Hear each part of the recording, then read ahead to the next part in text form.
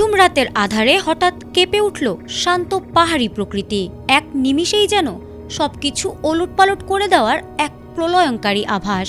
প্রকৃতির এই আকস্মিক রুদ্রমূর্তিতে ভারতের হিমাচল প্রদেশে আঘাত এনেছে ভয়াবহ ভূমিকম্প।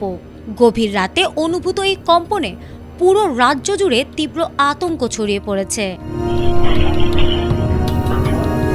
ভারতের জাতীয় ভূকম্পন কেন্দ্রের তথ্য অনুযায়ী রিক্টার স্কেলে এই ভূমিকম্পের মাত্রা ছিল ৫।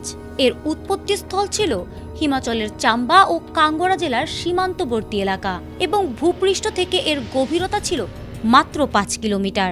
উৎপত্তিস্থল অগভীর হওয়ায় রাজ্যটির চাম্বা, ধর্মশালার ডালহৌসি এবং রাজধানী সিমলা সহ বিস্তীর্ণ পাহাড়ি জেলাগুলোতে অত্যন্ত তীব্র ঝাঁকুনি অনুভূত হয়। হিমাচলের সীমানা ছাড়িয়ে পার্শ্ববর্তী পাঞ্জাব ও চণ্ডীগড় অঞ্চলেও এই কম্পন ছড়িয়ে পড়েছিল।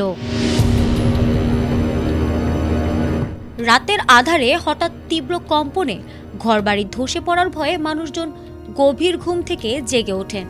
জীবন বাঁচাতে মুহূর্তের মধ্যে শিশু ও বৃদ্ধদের নিয়ে আতঙ্কে খোলা জায়গায় এবং রাস্তায় নেমে আসেন হাজারো মানুষ। বিশেষ করে বহুতল ভবনের বাসিন্দাদের মধ্যে চরম আতঙ্ক তৈরি হয়। তবে স্বস্তির বিষয় হলো, স্থানীয় প্রশাসনের প্রাথমিক প্রতিবেদন অনুযায়ী কম্পন তীব্র হলেও এখন পর্যন্ত কোনো ধরনের প্রাণহানি বা বড় অবকাঠামোগত ক্ষয়ক্ষতির খবর পাওয়া যায়নি।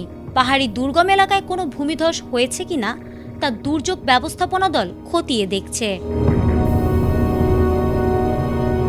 ভৌগোলিক অবস্থানের কারণে হিমালয় পার্বত্য অঞ্চলটি অত্যন্ত সংবেদনশীল সিসমিক জোন ৫ অর্থাৎ উচ্চ ভূমিকম্প প্রবণ এলাকার অন্তর্ভুক্ত। এবারের ভূমিকম্পটি বড় কোনো বিপর্যয় না ঘটালেও রাতের আধারে প্রকৃতির এই আকস্মিক ঝাঁকুনি পার্বত্য অঞ্চলের মানুষের জানমালের নিরাপত্তা ও ভবন নির্মাণের ক্ষেত্রে পরিবেশগত সতর্কতার প্রয়োজনীয়তাকে আরও একবার জোরালোভাবে মনে করিয়ে দিল। ফারহানা হক, এটিএন বাংলা।